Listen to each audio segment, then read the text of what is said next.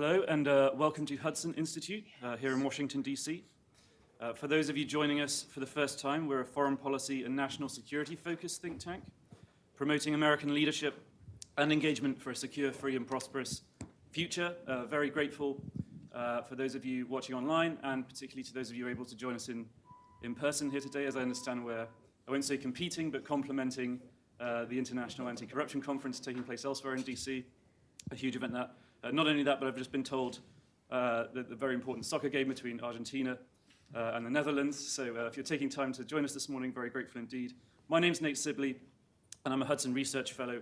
I run a project called the Kleptocracy Initiative, conducting policy research on how authoritarian corruption is reshaping global politics and security.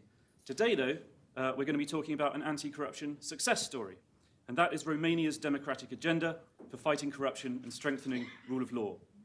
The overthrow of Romania's communist regime in 1989 marked the beginning of a decades-long reform process to strengthen democratic institutions and promote the rule of law. Romania was an early innovator in this regard and soon became a model for other countries working to combat the legacy of communist corruption.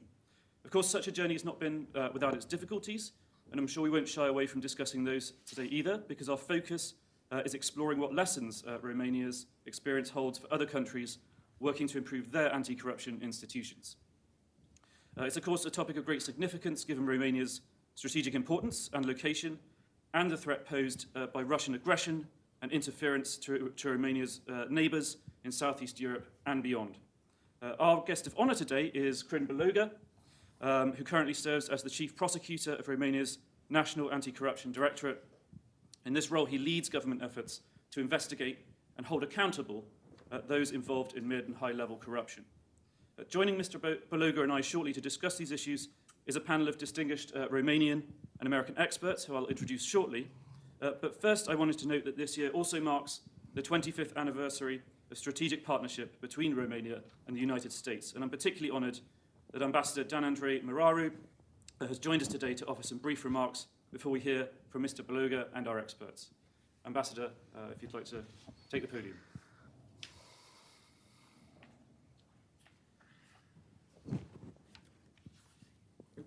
Good morning, everyone. Thank you all for being here, and thank you for taking part in this event. Chief Prosecutor Bălăuga, Ambassador Hudson, distinguished guests, dear friends, thank you all for joining us today, December 9th, that marks the International Anti-Corruption Day, to have this very important and timely conversation on a crucial topic, the fight against corruption.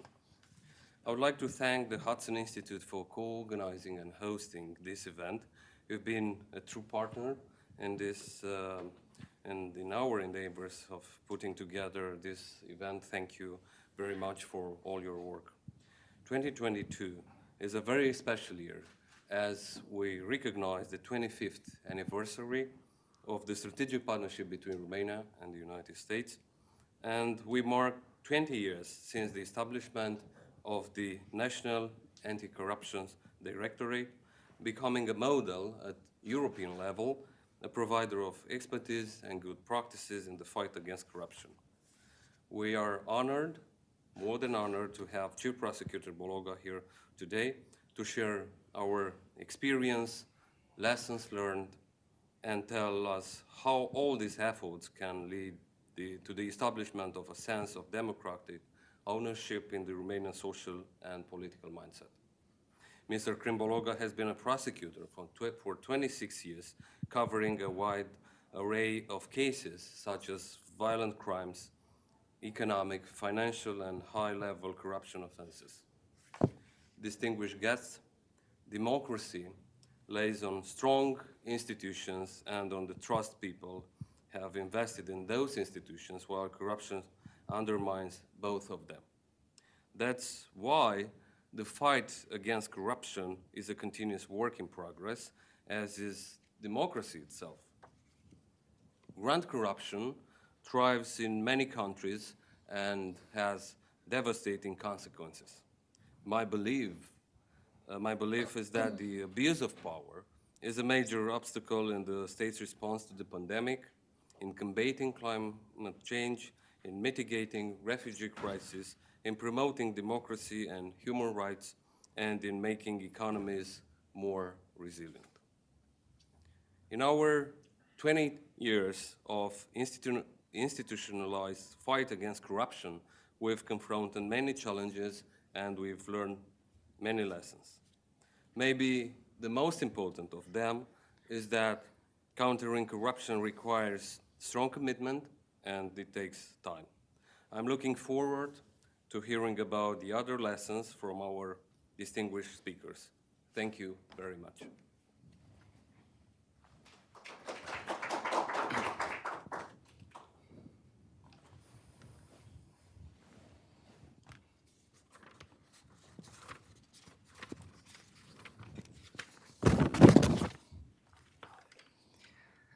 Good morning.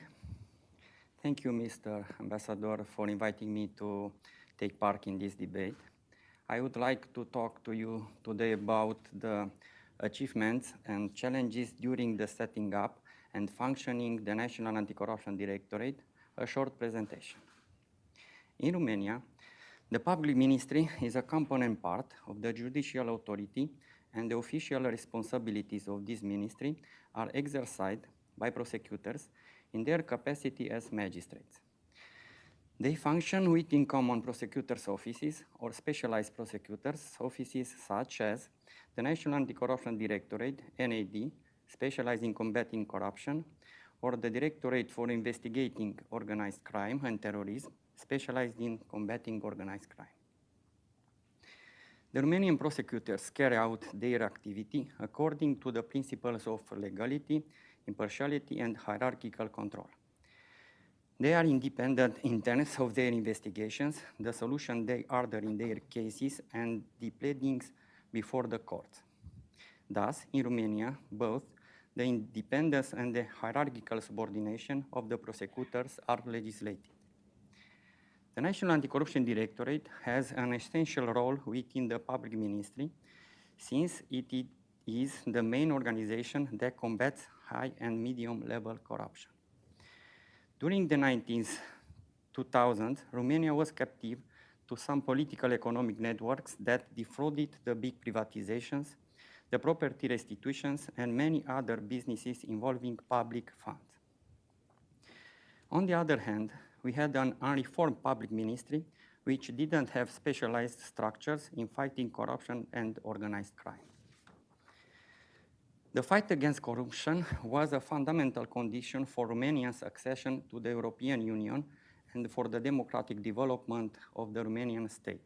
Thus, the setting up of NAD in 2002, 20 years ago, was a necessity of the Romanian post-communist history. The National Anti-Corruption Directorate has a legal personality. It is an autonomous structure within the prosecutor's office attached to the High Court of Cassation and Justice. It specializes in combating corruption offenses, exercising its official responsibilities throughout the Romanian territory. The National Anti-Corruption Directorate is independent in its relation to the courts and to the prosecutor's office attached to them, as well as in its relations with other public authorities. At the central level, the National Anti-Corruption Directorate is organized in sections, services, offices, and other compartments, and at the territorial level, it functions with 14 territorial services. In addition to prosecutors, NAD also has judicial police officers and agents, highly qualified experts, and other categories of staff. The main official responsibilities of the National Anti-Corruption Directorate are as follows: to carry out the criminal investigation for the offenses under its jurisdiction, to send the cases to court, to conduct prosecutions before the court, and appeal the court's decisions when needed. The jurisdiction of the National Anti-Corruption Directorate is based on the following criteria. The value of the bribe exceeds 10,000 euros for corruption offenses. The value of the damage caused in the case exceeds 200,000 euros for the offenses assimilated to those of corruption, or 1 million euros for other types of offenses.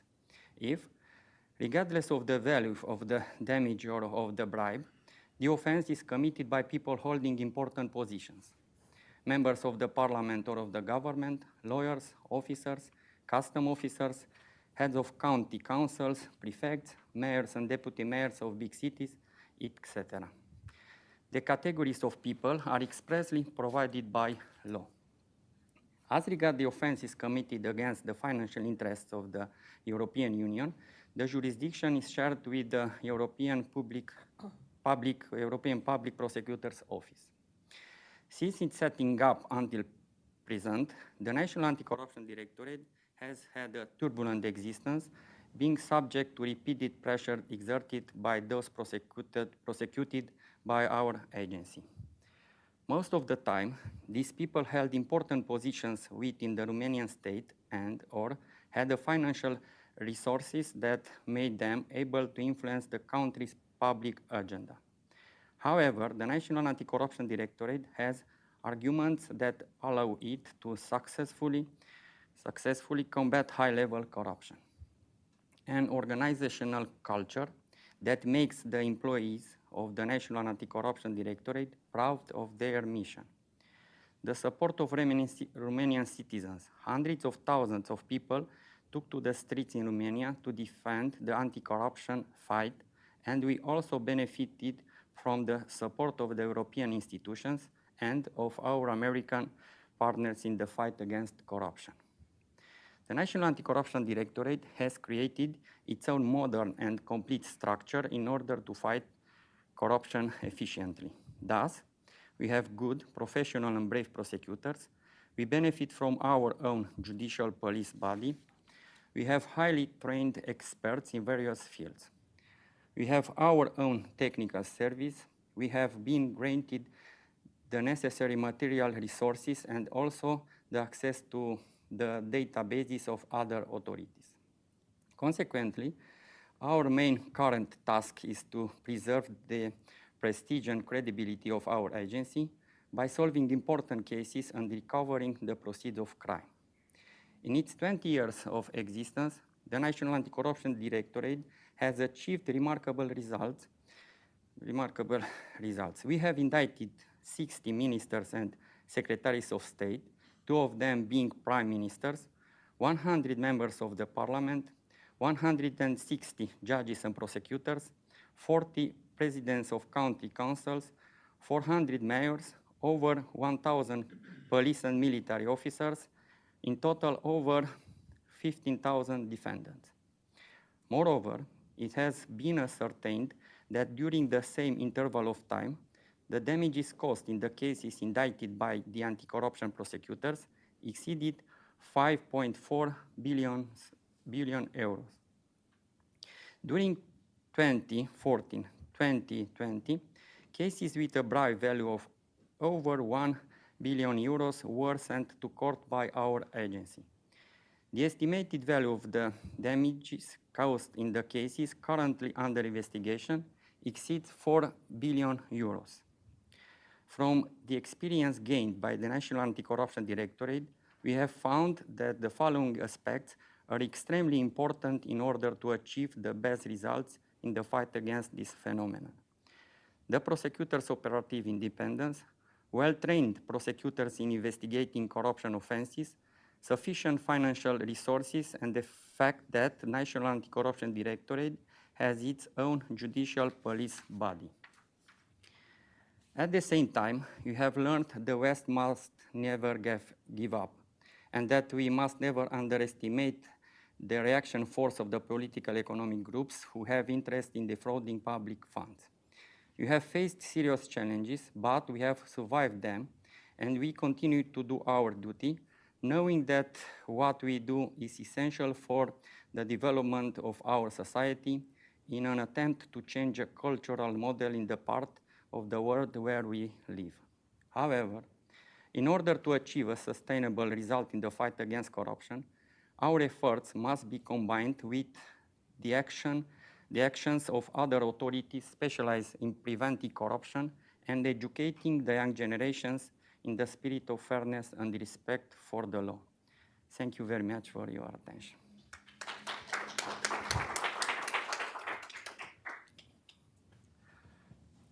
Well, thank you so much, firstly, Ambassador, for your comments and for that amazing speech, Chief Prosecutor. I wasn't aware of those numbers at all. 60 ministers, 100 MPs, 160 members of the judiciary, 15,000 total. That's a directorate that's really doing its job, at least, as you described it, and from my point of view. But I wanted to turn now and introduce our panel of American and Romanian experts. We're going to discuss some of the issues that came up in Mr. Beloga's speech. First, next to me is a face that will be familiar to anyone who follows anti-corruption issues, I think. Norm Eisen, he's a former US ambassador to the Czech Republic, and now a senior fellow at the Brookings Institution, where he runs the governance and ethics program. Next to Norm is Laura Stefan. She's a former director in the Romanian Ministry of Justice, but she now is the executive director of Expert Forum, and so she's representing, I guess, Romanian civil society here today. Next is Karina Rebagia. Did I pronounce that properly? Sorry. Okay, good. Yes. I always get someone's name wrong when I do these events, so so far so good. Karina is an advisor at the National Democratic Institute, but she's the former director for Democratic Resilience and the US-Romania Initiative at the Center for European Policy Analysis. Mr. Beloga, we've already been introduced to, the Chief Prosecutor, and next to him is Christian Kaczynski, who is the Deputy Chief of Mission at the Romanian Embassy, and he's going to be helping the Chief Prosecutor if there are any sort of really technical US terms that come up and you need a bit of help with the English there. But I have to say your English is a lot better than my Romanian, so we'll have to get started there. Just wanted to go along the panel and invite some reflections and remarks on some of the issues that have been brought up so far. Norm, you have tremendous experience and background not only in this region, but on this issue writ large. I wondered if you'd like to kick us off. Thank you, Nate, Mr. Ambassador, colleagues on the panel, our distinguished Romanian colleagues, Christian, for your role together with Nate in organizing. It's wonderful to see my colleagues. I had the pleasure of welcoming Laura to Prague when we were working on the anti-corruption efforts in the region. And I'll just, of course, very impressed by the long-term numbers. In fact, I actually, as part of preparing, was going over the progress that has been made on the prosecutions. And I'll just focus on a couple of areas where I think continued support within Romania, in the region, and internationally is important. Particularly now, and Nate, you and I have worked on this together for many years, particularly now in the climate in which we see the weaponization of Mr. Putin's efforts and the Russian oligarchy, after some of us warning for many, many years that the geopolitical risk that can be posed by corruption, all the more important to ask. As the President Biden once said to me, we were talking about efforts to reduce corruption and whether you can ever actually eliminate corruption. And he quoted his father saying, "Norm," he said to me, "it's like mowing the grass. You have to go back over again and again and again." So with that in mind, just some brief reflections on areas for improvement. My own assessment is that the political support in Romania for your very important efforts, perhaps, and colleagues will reflect on this, not as strong as it has always been. Do we need to do more? I would put the question to my colleagues, to bolster up the political support for the work you're doing. The deterioration in the environment for one of the most significant supporters of any anti-corruption strategy, that is the press. There has been a decline in the international rankings of the free press in Romania. and some hostility and even harassment of journalists. For example, journalists who unearthed the plagiarism scandal. So that is very important. I won't know her name. You'll help me Emilia pronounce Sherkan. it. Amelia Sherkan. Sherkan. Yes. The Amelia Sherkan case. So that is an example. And then finally, the question of some of the issues that were raised by the EU in the discussion of whether to include Romania in Schengen. That also goes to the anti-corruption climate. Now, does that mean that we can't celebrate the incredible successes? No, it does not. I mean, the numbers are so significant. 15,000 people taken to court, 400 mayors, 160 judges, 60 members of government, 2 heads of government, 1,000 police officers. But the question is, how do we back you up, the Friends of Romania? As I was telling the ambassador, I'm one. My grandfather got his rabbinical certification in Satu Mare. So the family, and a family who lived in Romania for many centuries. But how do we continue the long-term trajectory against these challenging headwinds in these areas? That is the question before us. Thank you, Nate. Not at all, and we'll get to that in a minute, I'm sure. But Laura, you're up next. Any remarks, reflections? So if I can pick up just where you left it, how can we help? Ms. Powell, the head of USAID, has announced on Tuesday that USAID is launching a reporter's shield type of insurance scheme. Because what we see in our countries is a lot of backfiring against these reporters that are opening up investigations and publishing investigations about corruption. They're taken to court, they're asked to pay damages in millions, which is obviously a very deterrent type of action against free journalism. On the other hand, it was just a few months ago when the DOJ, together with the Romanian Recovery Agency, managed to sign an agreement to return $1.2 million to Romania of stolen money. So that's another way in which I think our partnership helps tremendously to strengthen and to show to the people that anti-corruption matters in their day-to-day life. What we're trying to do at the civil society level is to try to increase the constituency for good governance and anti-corruption. Because we can't afford, I mean, we cannot fight this battle if we're only a handful of people believing in certain values. So we're going grassroots, we're going to universities, to colleges, to high schools to speak with kids and future adults about the importance of these values. And they hear and they're with us. It's just that they don't have a fora where to express these points. Also, you talked about, and Mr. Bologa showed us the huge numbers of people that are actually convicted for corruption, right? 60 ministers, hundreds of mayors. We at the Expert Forum are taking a step back, thinking, okay, how can we close the loopholes that allow for corrupt behavior to occur? Because it's one thing to sanction corruption, and this is what the prosecutors are doing very well. And I would like to underline the importance of having not only independent prosecutors, but also independent police that works with prosecutors, so that independent judges can actually sit and decide on independently investigated cases. But if you see mayor after mayor after mayor after mayor going to jail for the same kind of behavior, that begs the question of whether we have somehow entrenched corruption in our governance schemes, in our governance procedures. So this is what we're trying to do, and we're looking at local investment funds and the way they're spent in Romania.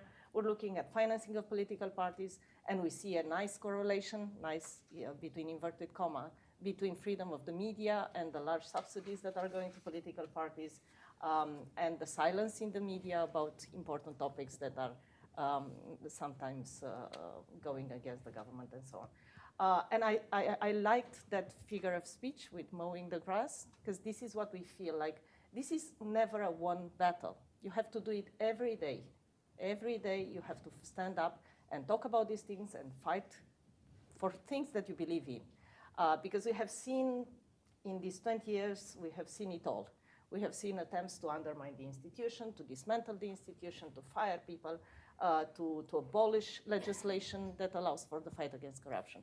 And I think what we have learned is that you cannot delegate citizenship obligations to an anti-corruption institution. You have to go out in the street, you have to talk with your politicians, you have to press for things that you really believe in.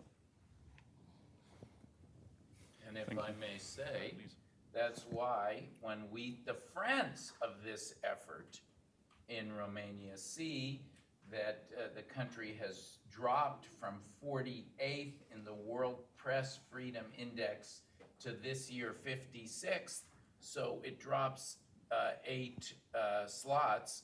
The importance of that independent journalism and the health of the journalism sector to keep us honest. We can't be complacent and have to address those kinds of objective drops.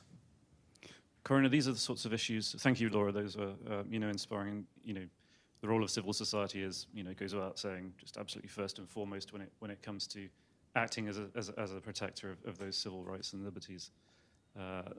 Any anti-corruption effort depends on. But Corona, you also deal with these issues of supporting civil society. That's what National Democratic Institute, does. So, what are your sort of thoughts on this issue? Sure, and thank you, Nathan. Thank you all for the invitation. There isn't a lot to add after Ambassador Eisen and Laura. I fully agree, but perhaps if I broaden the aperture a little bit, if we look globally at the role and the success stories, there aren't as many when we look at specialized anti-corruption bodies, and I think this gives credit to the Romanian effort as probably one of the few that have actually sustained success over time, even though the success hasn't been linear, as Prosecutor Bologa also mentioned. But there is an appetite from citizenry in general for anti-corruption prosecutions, and I think this is a great point of support, and I think the work that Laura and others are doing to increase the constituency, as you said, for anti-corruption efforts is very important. People want to see justice being done, and I think this contributes a lot to eliminating this perception of impunity. And I think that's one of the, perhaps the shattering effects that the DNA, I prefer the Romanian acronym, had in Romania, sort of shattering this perception that there are untouchables and that the justice system will not go after certain individuals. And the numbers really speak for themselves. That being said, both speakers so far have referred to the sort of the enabling environment. Anti-corruption bodies are not a substitute for good governance, and I think that's the important lesson we need to take. And we shouldn't put sort of all of our eggs into one basket and all of our money into one bet. And also we shouldn't fall into that expectation trap that sometimes really hurts the work of anti-corruption bodies. So I think we need to see specialized anti-corruption bodies as part of an ecosystem, right? As part of a good governance system, and it's only one segment of it. It actually, as Laura said, it comes late in the process when corruption has already been committed, when the damage has been done. So what we need to do is work on the segments before that, focusing, and this is our approach at NDI, is more on the preventative side. What are those processes in governance that need to be reformed, strengthened, emboldened, so that corruption is, or the opportunities for corruption are limited and closed in some instances, focusing on transparency, focusing on oversight bodies, focusing on accountability, on making sure that citizens have a say, that there's enough public participation, there's access to data, that institutions are strong enough, talking about mayors, for instance. There are all sorts of other institutions, including oversight bodies that play an important role. And also, because political support has been mentioned, we do a lot of work with parliaments. And I know we've seen in the past few years this wave of executive aggrandizement where parliaments play an increasingly lower role in public affairs. But they do play an important role in enabling the environment for anti-corruption and empowering anti-corruption institutions through legislation, as Chief Prosecutor Bologa was mentioning, making sure that the process for nominating or appointing prosecutors is independent,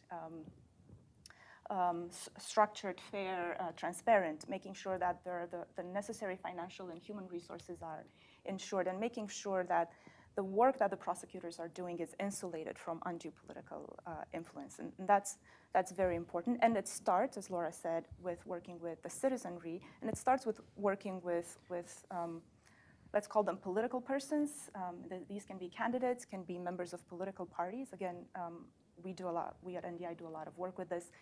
And then with elected officials, as I mentioned as well. Let me stop here, but I'm happy to chime in later as well. Yeah, sure. No. And so I'm hearing sort of a few clear themes from each of you so far, in that we have a very effective enforcement body, but maybe some sort of problems with legal loopholes and the broader governance framework that could be addressed to support their work. Also, more support for civil society and independent media to do their job. So I wonder, Chief Prosecutor Bologa, if I could ask you about that. As a prosecutor, we'll actually broaden it a bit. What are some of the legal measures you have as a prosecutor that you find very useful and that you have found most powerful to go after corruption, mid-level and high-level corruption? And are there legal loopholes that make it more difficult for you, where people sometimes slip through the net? So we can start with that. I will speak in Romanian. My English is not very good.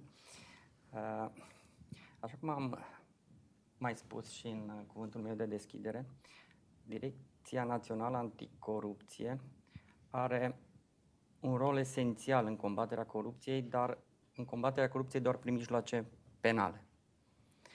În România, pentru a face pași importanți în limitarea acestui flagel, este necesar să avem mijloace clare de prevenție a corupției și, așa cum am mai spus, de schimbarea mentalităților.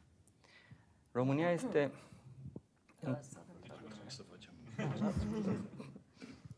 So in Romania, the Directorate for National Anti-Corruption has tools at its disposal which are provided in the law, but we need to make use of those tools on a larger scale and be more proactive.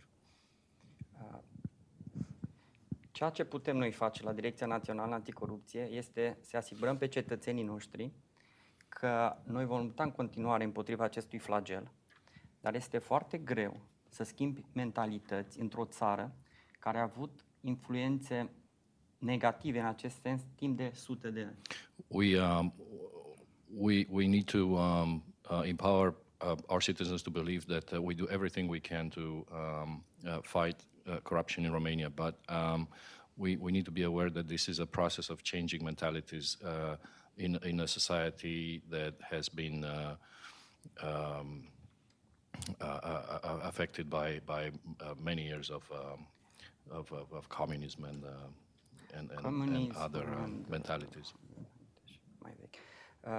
Noi ceea ce putem garanta este să facem tot posibilul ca să rămânem o structură puternică anticorupție și să solicităm celelalte puteri ale statului să ne asigure resursele financiare necesare, dar și desfășurarea independentă a activității. Noi we will remain one of the strongest institutions to fight corruption, and we need to convince the other agencies in Romania to provide us with the resources, financial and otherwise, to be able to carry out that activity. Noi avem nevoie de două lucruri pentru a avea rezultate. Să fim independenți din punct de vedere funcțional și și să fim independenți din punct de vedere financiar. We need two things to be able to be effective. We need to be independent from the point of view of our financial resources, and then we need to be independent from the point of view of our ability to carry out our activity. Acest lucru este destul de greu, pentru că celelalte puteri ale statului, cei care gestionează fondurile publice, au un disconfort în momentul în care știu că există o instituție puternică care să verifice cheltuirea banului public. There's a discomfort across those agencies who manage state finances and state resources, knowing that there's an agency like ours that actually has control over how they utilize those resources. În cei 20 de ani de activitate, Direcția Națională Anticorupție s-a sprijinit masiv pe o presă liberă în România, dar și pe sprijinul societății civile. In 20 years of activity, the Direction for Anti-Corruption has relied on a free and independent media in Romania. Din păcate, în ultima perioadă, în România este din ce în ce mai puțină presă liberă. Unfortunately, lately in Romania, there's a decrease in free media. Și nu pentru că alte puteri ale statului ar presa-o să nu fie liberă. And not because of any pressure coming from the government establishment.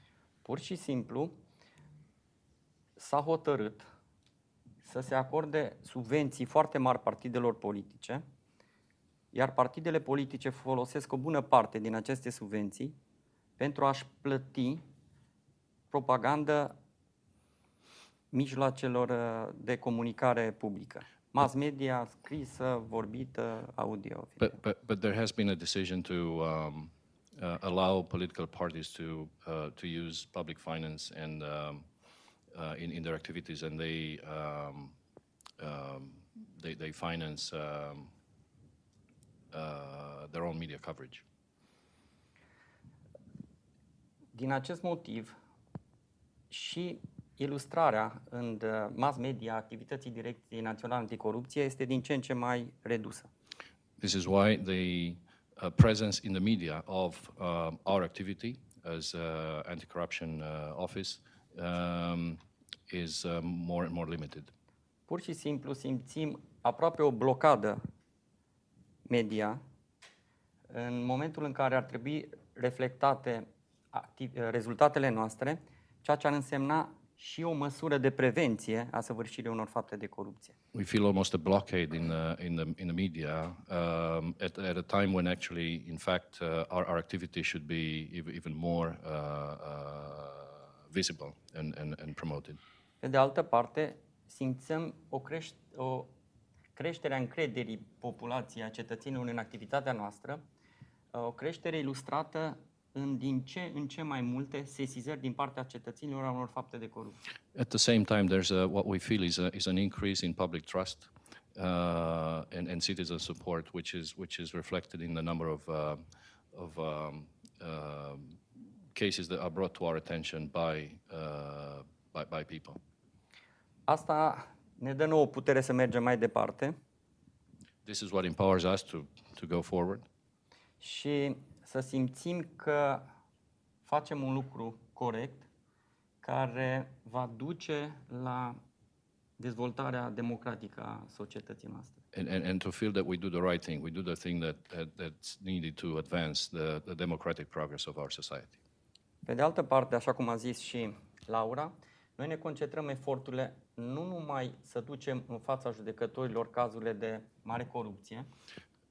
On the other hand, as Laura just said, we focus on not only on bringing the highest level cases in front of the court, ci și pe recuperarea prejudiciilor în dosarele noastre. but also on recovering the damages that result out of corruption activities. Pot să dau un singur exemplu. Anul trecut, în anul 2021, Just as an example, just last year in 2021, noi am recuperat în timpul urmăririi penale we recovered during our criminal investigation. Sume de bani sume de bani mai mari decât bugetul Direcției Naționale Anticorupție.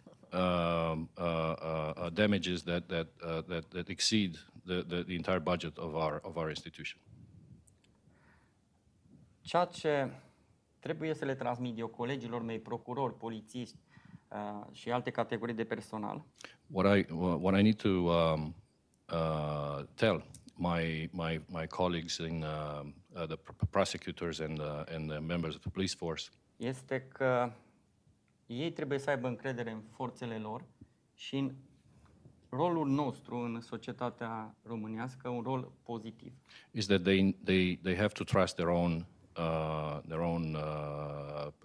power and also trust that we are a force for good in the Romanian society. Și aici avem 3 piloni pe care ne susțin noi activitatea.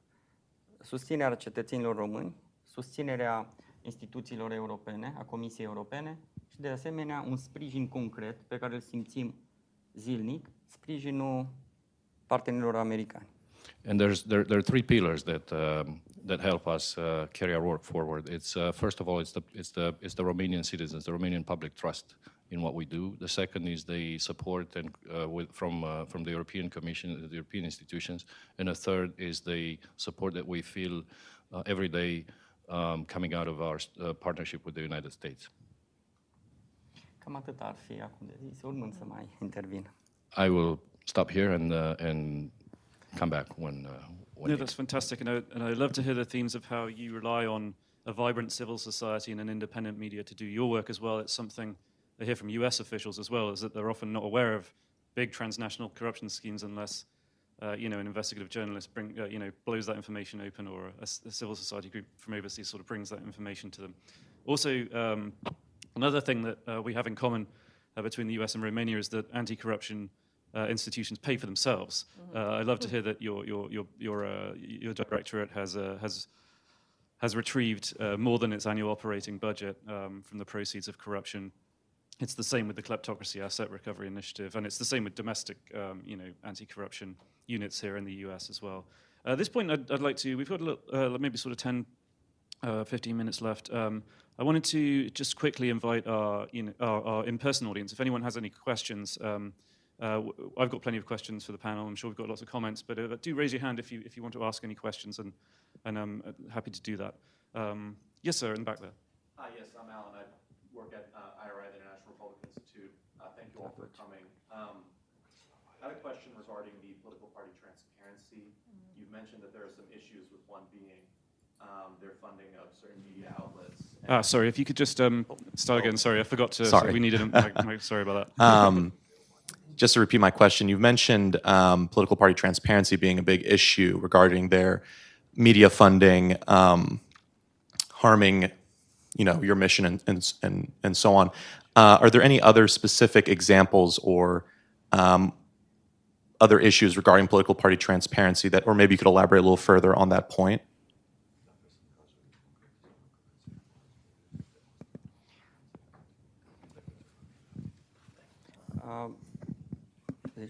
Yeah, and I should say it doesn't need to be the chief prosecutor that responds. Anyone can jump in. O să stau la una și completez. So maybe I start answering this. In Romania, political parties get 2 types of funds: a public subsidy and private donations from natural legal persons. What we have seen in recent years is an increase, a tremendous increase of the public subsidy. And then, money that go to political parties at the beginning of the year, if they're not spent, they stay in the account. They don't have to give it back. So they accumulate year after year after year after year. Some parties spend money, and we make a lot of efforts in finding out how they spend it, and we have built a database that is publicly available. It's called banpartide.ro. It actually shows who's paying for political parties, who's making donations, and then how political parties are spending the money. Now, I don't want to scare you, but we have political parties that, the populist types of political parties like our, who have not spent a penny from their state subsidy, and we're going towards 2024 when there will be an election year. So this money may be thrown on the market and may distort actually the political discussion in the public in the media. Other parties are spending money, and what we as civil society see is that they are buying silence, basically, because media is so dependent on this money, because there's not much money from other sources that media can use. I mean, we all know that media outlets are struggling everywhere. So when we get access to this kind of big pot of money, that distorts the way in which TV stations, for example, would report. So we only have like a handful of internet outlets that are reporting on these very sensitive issues, and what is reported on the internet never make it to the big screen, and people get their information from the big screen. So you see, that's the way in which this distorts the anti-corruption discourse in Romania. And I'll just add that when the EU, in its rule of law report, looked at these issues, they noted that the Permanent Electoral Authority has on its website some of the information that Laura is talking about, but the website is really not consistent with best international practice. I have to say the United States also has gone backwards in this regard during my career, with the most dramatic backsliding happening when I was working on these issues in the White House, and we got the Citizens United decision. So we have large pools of non-transparent political money in the United States. But that being said, the PEA only publishes the information provided by the political parties. And Laura's organization pointed out that people are making donations to parties who are earning 10 times less per year than they're donating to the parties. So really this is a place when we talk about coming up to international best practice, despite the United States' own struggles in this regard, we need to support Romania, and it makes that independent press all the more important. Ambassador Gittenstein has joined us, and he hosted a gathering which we were privileged to attend in Brussels. The GMF was the convener, in which we talked about the need. It's not unique to Romania, the need throughout the region to greatly increase the resources that are available to fund independent investigative journalism, because that is a way to fill the gap that we described. But Romania has to come up to best practice, as do we in the United States. În completarea celor ce au zis colegii mei, Just to add to what has been said, vreau să vă spun că fondurile se asigură transparent partidelor politice. public funding is being done through a transparent process. Public funding for political parties. Prin lege sau hotărâre de guvern. Through by law or government decree. Prin intermediul unei instituții numite Autoritatea Electorală Permanentă. Through an institution that's called a electoral permanent agency. Problema se pune cum se folosesc acești bani după ce intră în trezoreria partidelor. The question is how those money are being used after they've gone into the parties' accounts. Ei trebuie folosiți doar pentru buna funcționare a acestor partide politice. They can only be used for the working agenda of any political party. Or sumele acestea crescând în fiecare an.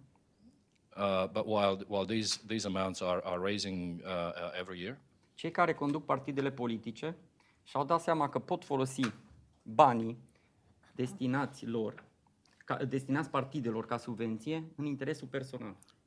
Some political leaders have decided to use this money that are allocated to parties in their personal interest. Deci, pe de o parte, folosesc o bună parte, o sumă mare din bani pentru influențarea presei. They use an important amount of this money to influence the media. Dar pe de altă parte, am avut cazuri instrumentate de Direcția Națională Anticorupție, care s-au finalizat cu pedepse de peste 6 ani de închisoare, And on the other hand, we had cases that ended up in over 6 years prison sentences în care conducerea unui partid politic din România when the leadership of a political party in Romania au folosit banii primiți de la stat pentru a-și cumpăra mașini, case, pentru a închiria avioane și pentru a face excursii în țări exotice împreună cu familia sau cu prietenii și prietenele. has used those money to buy cars or other goods or pay for foreign trip destinations. Aici am putut interveni noi, în aceste cazuri am intervenit noi ca Direcția Națională Anticorupție, We intervened in some of these cases. am pus sub acuzare aceste persoane, We convicted we indicted some of these persons, și am reușit să recuperăm banii pe care i-au delapidat din trezoreria partidului. and we managed to recover the money that they've wrongly used.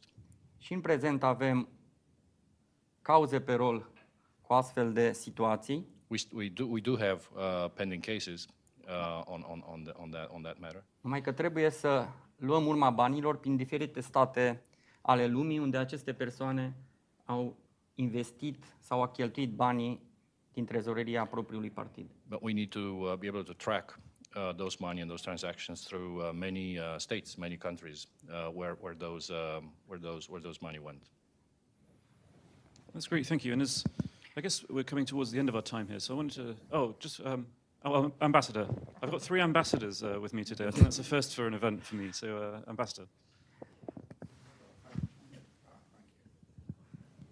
Well, first of all, Andre and Christy, I want to thank you and Hudson for organizing this. Actually, it's the first time I know that the Romanian mission here has organized something like this, and I hope they'll do it more frequently. I think it's a very laudable thing to do.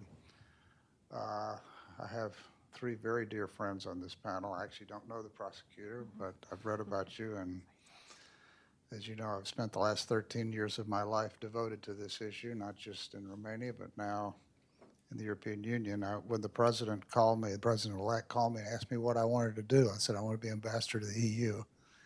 And he said to me, why?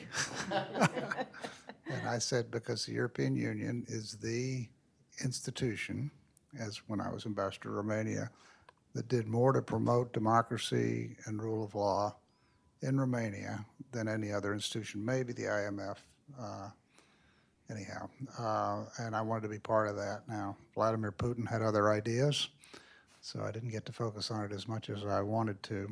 But one of the things, let me say a word too about Laura and Karina.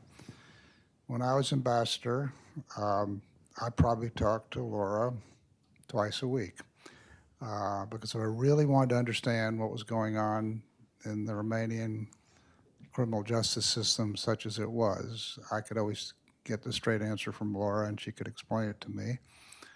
There were some notorious people in Romania who used to say, "You're talking." I know who this Laura Stefan person, is actually on his payroll. There was some truth to that, actually. We gave a lot of grants to the Export Forum, and I'm very proud of the fact that we did it. Karina and I worked together when she was at SEPA.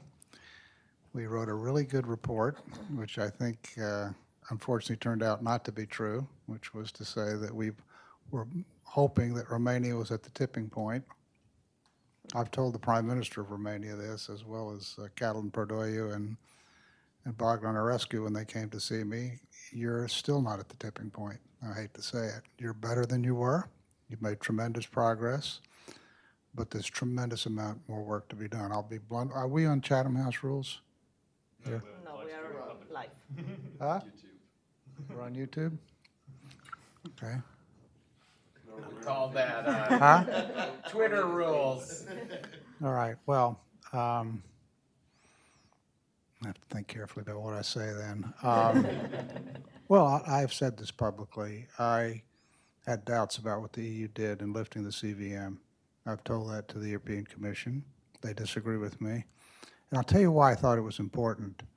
Because the CVM had a very salutary effect on the political ecosystem in Romania, in that it benchmarked decisions that had to be made and was, I think, very helpful. I would not have lifted the CVM. On the other hand, on Schengen, and people want to talk to me about it, I can speak out. I agree with the position of the Romanian government and many in the European Commission that Romania should be allowed into Schengen. It's a complicated problem. I do not see, and Laura and I talked a lot about this over the years, about the question of Schengen, and that I don't believe Schengen is related to anti-corruption. Schengen is related to borders. And I think the right way to approach this is not to connect the two. Where that'll end up, I don't know. But let me tell you why Norm and I are so seized with this issue of independent journalism. What I've learned in the last 13 years is, as important as DNA is, as important is the CVM in imposing various regimes and salutary regimes on Romania. In the end, as Laura and I used to argue about this all the time, we cannot want this more than you do. It's not enough for Laura and her team to keep coming to the U.S. Embassy and saying, fix this problem. No, that's not the solution. We can be helpful. The EU can be helpful. Conditionality and EU funding can be helpful. But in the end, this has got to become a power, if this is to be sustainable, and I've learned this from the academics, if you're interested, I can give you their names, who argue that if for a sustainable democracy and regimes to work, people have to care about it politically. And in order to do that, they need information, and they need aggressive reporting. Listen, I have been the subject of negative press that annoyed me too, but I'd rather have negative press than no press at all. And I particularly think just having press for the purpose of propaganda without having independent journalists who have editors sitting there and saying, do you really mean this? Do you have a source for this? Whatever, which is not true on most platforms. You won't have democracy. And the argument that I have been making within the European Commission, and Norm and I are up to our ears in this now, is we have to build a system of independent journalism that's much bigger than it is in Romania, and it's good in Romania, but not nearly good enough. And that means building sustainable business models so that investigative journalist platforms can operate on their own and with equity investment and make money just like in the old days. Now, this is a big challenge because the tech companies have basically taken away the revenue for traditional media, not only in Romania, all over the world. And that is a big, big problem. But on the other hand, having sustainable models, and I believe, Norm and I believe there are sustainable models, especially in the digital platforms, for keeping investigative journalism going. And throughout the European Union, for example. There are 5 or 6 countries in the European Union where there isn't enough pluralistic media. By the way, Romania is one of them. And so in order to get 300,000 people on the streets in the winter of 2017, which happened because of independent media, you have to keep doing that and holding people accountable. It can't be done with demonstrations. It ought to be done with political parties, which it isn't happening in Romania either.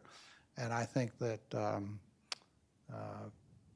that's why Norm and I are seized with this issue. I think if we had 5 to 6 independent, investigative, aggressive media operating in some of the troublesome countries within the European Union right now, we wouldn't have to rely simply on conditionality by the European Commission to shut off funds. Thank you. I'm sorry, so sorry. Let me just finish. Sorry, go ahead. Just go ahead. Then that would have a bigger impact than simply forcing. I mean, we have a vote today, or in the next few days, on Hungary. And I think that that's why I feel this challenge is so important. And we will not have sustainable anti-corruption in Romania or Hungary or Poland or Bulgaria without it. That's what's at stake here. What's at stake is the integrity of the European Union. Thank you. Thank you so much. That was really insightful. We are running slightly over time now. I just wanted to maybe just 1 minute each, just go along the panel. Here at Hudson, we're in the business of advising and guiding U.S. policymakers. So we talked a lot about what Romania needs to do better, and what it's doing well already. But if there was something that you would like to see the U.S. do better in terms of supporting rule of law and anti-corruption in Romania and in the region, what would those 1 or 2, 3 things be? If you just spend a sort of minute or so, because I know we're running a little after time here. So Norm, if you could go first. We're very focused in the United States on the primacy of anti-corruption issues, including the critical catalytic role of independent investigative journalism. That's been expressed in the administration's national security strategy and in elevating the anti-corruption as one of the 3 fundamental pillars of the Democracy Summit. I would like to see Romania be engaged as one of the countries. We had a meeting of the participating countries. I would like to see the United States work with Romania to make concrete commitments to support investigative journalism as a part of its anti-corruption strategy, to lift up that we've dropped 8 rankings from 48 to 56, to work concretely with Romania to lift that back up through some of the mechanisms the State Department is introducing already to fund and improve this dimension of anti-corruption work. I think what's very important is for you to continue to have a voice, both in the national level discussions, but also at the EU level. And that's why, a big thank you to Ambassador Gitterstein for continuing to work on this.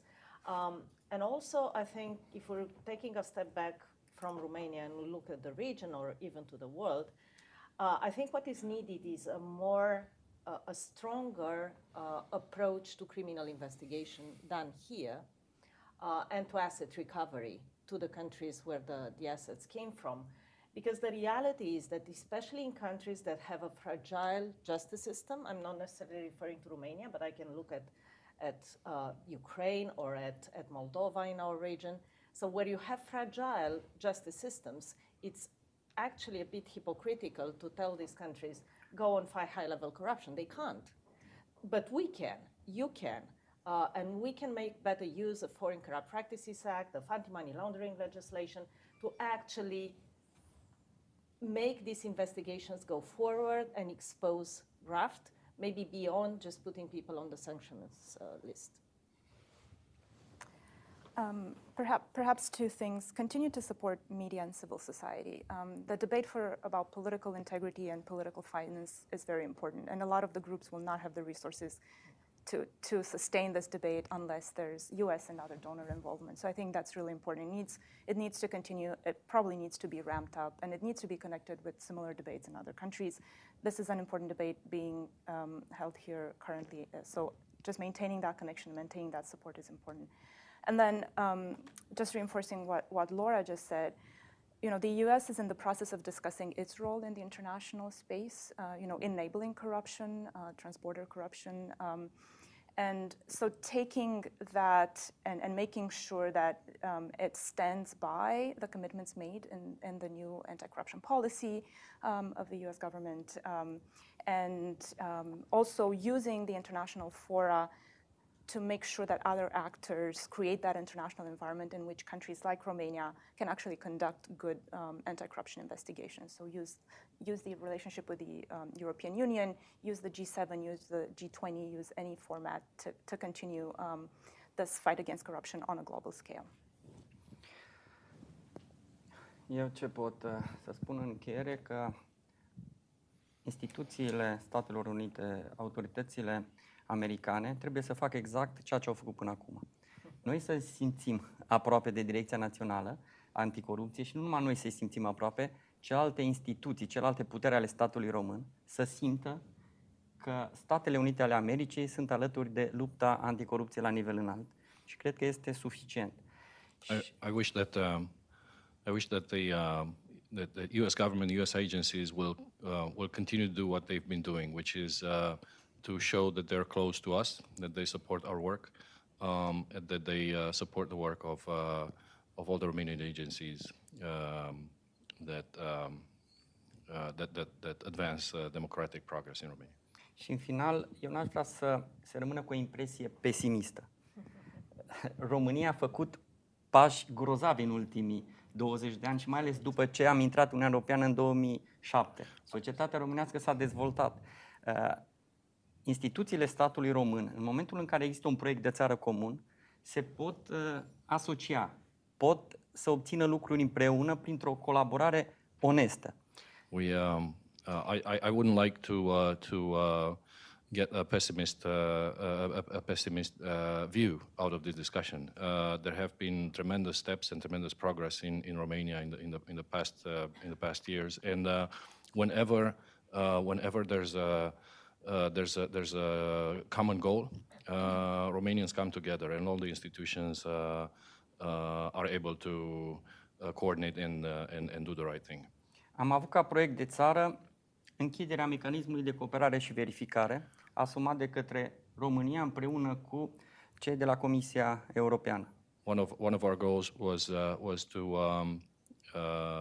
to complete the process of the MCV, the mechanism for verification and compliance. Împreună, după 15 ani, am reușit să închidem acest mecanism, ceea ce înseamnă că autoritățile române, inclusiv DNA-ul, a dovedit Comisiei Europene că poate să lupte eficient împotriva marii corupției și că în România poate să existe un stat de drept în care să fie respectată legea. We've just completed that process after 15 years, and we demonstrated primarily to the European Commission that DNA and the other Romanian agencies are able really to put their work together and achieve progress. Sigur că în România se observă un nivel a corupției ridicat, dar asta se datorează și Direcției Naționale Anticorupție. Of course, it is visible in Romania a certain high level of corruption, but that's also a function of DNA being able to prosecute those cases. Și aici apare diferența dintre România, Bulgaria, Polonia sau Ungaria, care nu au astfel de instituții. And here's the difference between Romania and other countries like Bulgaria, Poland or Hungary, who don't have those institutions. Și noi credem că aceasta este calea corectă. And we feel that this is the right path. Să luptăm în permanență cu nivelul înalt al corupției. To keep fighting high corruption. Și să nu ascundem sub preș acest fenomen. And don't hide that this phenomenon exists. Eu cred că în acest sens statul român a procedat corect. I believe that the Romanian government has had a right approach. Când a înființat Direcția Națională Anticorupție. When they established the Directorate for Anticorruption. Și sigur că cu piedici a sprijinit să funcționeze în continuare Direcția Națională Anticorupție. And despite many challenges, it succeeded to support the anti-corruption efforts going forward. Sorry. Just if we could, I think we were running a bit over time, so just one last comment maybe. Thanks. Satisfacția noastră este și mai mare în momentul în care state din estul Europei ne cer nouă asistența profesională de specialitate în combaterea corupției. Și aceste state, îmi vin câteva aminte acum cu care am și semnat cooperând de aproape: Albania, Moldova, Bulgaria, Ucraina. We appreciate that some of our neighboring states in the region are now coming to us to seek our expertise and advice, and some of those countries are Bulgaria, Albania, Serbia, Ucraina, Moldova. Moldova. Ceea ce înseamnă că Direcția Națională Anticorupție este o poveste de succes. Which shows that the National Anti-Corruption Directorate is indeed a success story. Well, that's a tremendous series of points to end on. I thought these were all really great points, and we've run a little over time, so apologies to our panel members, and thank you for indulging me, because I could go on for another hour learning about all this. It's really fascinating. and a really important conversation. I'm glad we had it here, and great thanks to the Romanian Embassy for facilitating this for us. Thanks to my panelists, Norm, Laura, Coroner. Special thanks to the Special Prosecutor Beloga. Really honoured to have you here, and thanks to Ambassador Mararu for your comments at the start as well. And thank you to our audience who eschewed the International Anti-Corruption Conference and the soccer match between Argentina and Holland today to join us, showing just how important this conversation was. And we look forward to welcoming you all back to Hudson Institute in the near future. Thank you. Thank you.